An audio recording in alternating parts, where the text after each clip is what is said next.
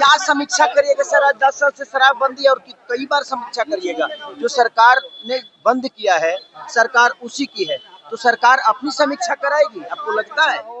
मैं एक कलाकार हूं और मुझे कलाकारी रहने दीजिए। हमारे बस का मुझे नहीं लगता राजनीति है, क्योंकि राजनीति में आपको झूठ बोलना पड़ता है और हम सच बोलने वाले लोग हैं। और सच अभी उनका पारिवारिक मामला है और मैं कुछ भी बोलूंगा। एक बेटी मेरे मुझे बेटी है, तो उस दर्द के हिसाब से मैं कुछ बोल जाता था, लेकिन मुझे नहीं लगता कि मुझे बोलना चाहिए, क्योंकि बोलने के बाद फालतू के सवाल मेरे ऊपर खड़े हो जाते हैं कि मैं पारिवारिक मुद्दों में उलझता हूँ। अरे तो वैभव सूर्यवंशी हम सबका गौरव है, और भोजपुरी उनका बजे मेरा बजे बात विषय नहीं, बस तो भोजपुरी ही रहा है ना, और वो भोजपुरी का नाम रोशन कर रहे वो हो। नमस्कार, आप देख रहे हैं न्यूज फॉर नेशन। मैं रंजीत कुमार। भोजपुरी के सुपरस्टार गायक खेसारी लाल यादव पटना एयरपोर्ट पहुंचने के बाद ने पत्रकारों से बात की। पत्रकारों से बात करते हुए जो अक्षरा सिंह ने एक सवाल खड़े किए थे कि पवन सिंह की पत्नी के 100 करोड़ रुपया मिलना चाहिए, इस पर उन्होंने कहा कि लड़की का सवाल है, इस पर अभी कुछ नहीं कर सकते। हम मेरे कहने के बाद बवाल हो जाता है। मगर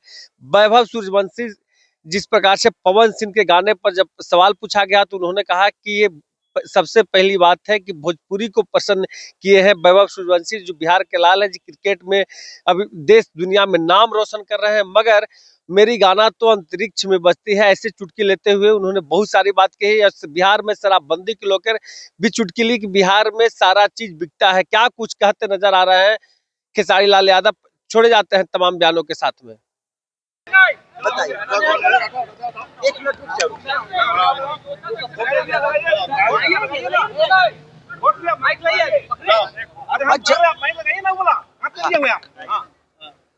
जी बताइए।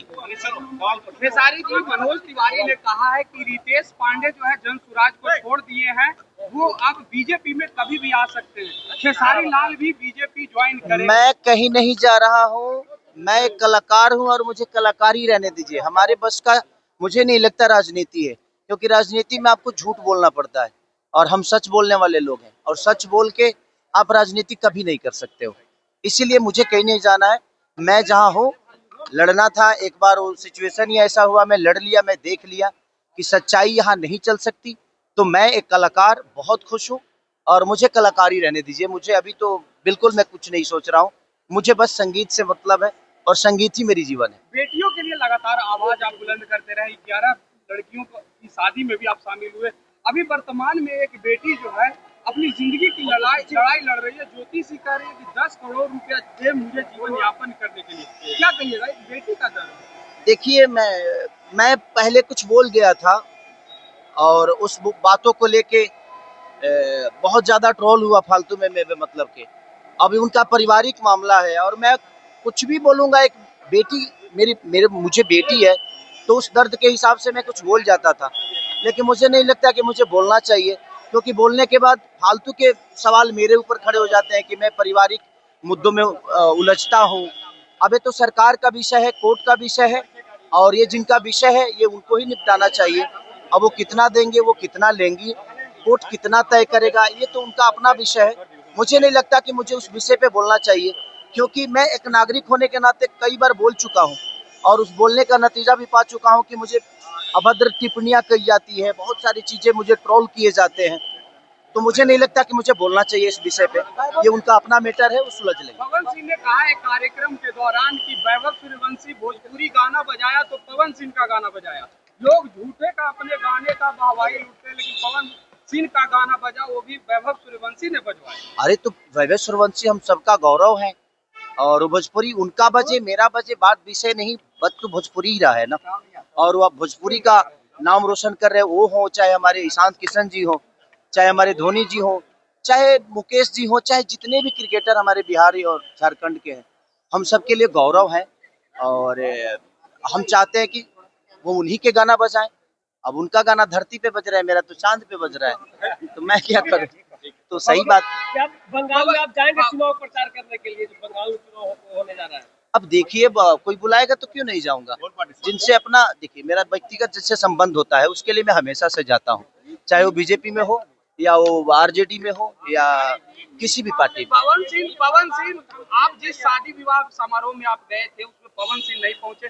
जब अंकुश राजा से सवाल किया गया तो उन्होंने कहा कि मैं क्या करूं, इनविटेशन तो उन्हें दिया था, लेकिन खेसारी लाल पहुंचे शायद इस वजह से। नहीं, चुनाव में शायद वादा किए थे, उन्होंने वादा किया था कि 11 नहीं 21 बेटियों का शादी होगा। पर ठीक है, हो सकता है कोई परिस्थिति हुई होगी, नहीं आए तो ये उनका विषय है, क्यों नहीं आए। बट मुझे उन्होंने इनविटेशन दिया तो मुझे लगा जी नहीं यार, मैं सक्षम हूँ, कम से कम उन बच्चियों को इतना साहस कर रहे हैं वो दोनों भाई मिलके, तो हम भी एक कलाकार होने के नाते मुझे भी लगा कि मुझे भी उन बहनों को अपने तरफ से जो भी गिफ्ट हो सकता है मैं दे सकता हूँ। तो मैंने प्रयास किया और मैंने कोशिश की, और ऐसे बेहतर काम के लिए हमेशा से हर आदमी को कोशिश करना चाहिए। तेज प्रताप यादव ने आपके लेकर के कहा कि हमेशा सितारा सितारा ही नहीं रहेगा, आए और कई गए। ठीक है, देखिए सच वो सही बोल रहे हैं, हर आदमी स्टार हमेशा नहीं रहता है। हर आदमी चाहे जो मैं आजीवन स्टार रहूं तो संभव है नहीं, उनका भी कहना सही है कि हमेशा खेसारी स्टार नहीं रहेंगे। आज है इनके जगह पे कोई पहले था, उसके बाद कोई आया, फिर मैं आया, मेरे बाद भी दुनिया है, ऐसा नहीं कि मेरे पे दुनिया के खत्म होती है। तो दुनिया है और आना जाना लगा रहता है, और यही प्रकृति का खेला है कि दिन है तो रात होगी और रात है तो दिन होगा।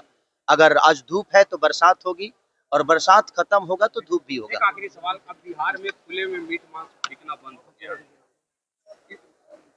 देखिए खुले में यहाँ कुछ भी खुले में बंद हो जाता है, लेकिन अंदर तो सब कुछ चलता ही है, तब उसके लिए क्या कहिएगा। ये कोई बड़ा विषय नहीं है, ये तो सरकार का विषय है कि भाई वो लोग क्या बंद कराते हैं और क्या क्या चालू होता है, अब सबको पता है। तो ये सवाल ही नहीं है, क्योंकि खुला में तो हर चीज बंद है, लेकिन अंदर तो सब कुछ चालू है, तो बंद करने का कोई मतलब बनता नहीं है।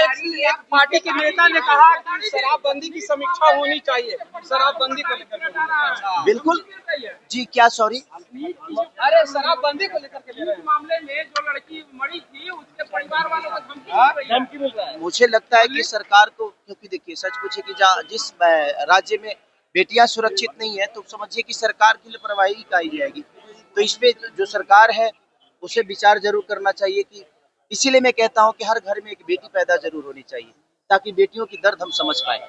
मैं बेटियों पे इसलिए बेहतर बोल पाता हूं क्योंकि मेरे पास बेटी है, और मैं उस बेटी को देखता हूं तो मुझे लगता है कि दुनिया की हर वो बेटी मेरी बेटी की। शराबबंदी की समीक्षा होनी चाहिए। क्या समीक्षा करिएगा सर, आज 10 साल से शराबबंदी और कई बार समीक्षा करिएगा। जो सरकार ने बंद किया है सरकार उसी की है, तो सरकार अपनी समीक्षा कराएगी। आपको लगता है कि सरकार अपनी समीक्षा कराएगी? क्योंकि बंद भी उन्होंने किया है और लापरवाही भी उन्हीं की है।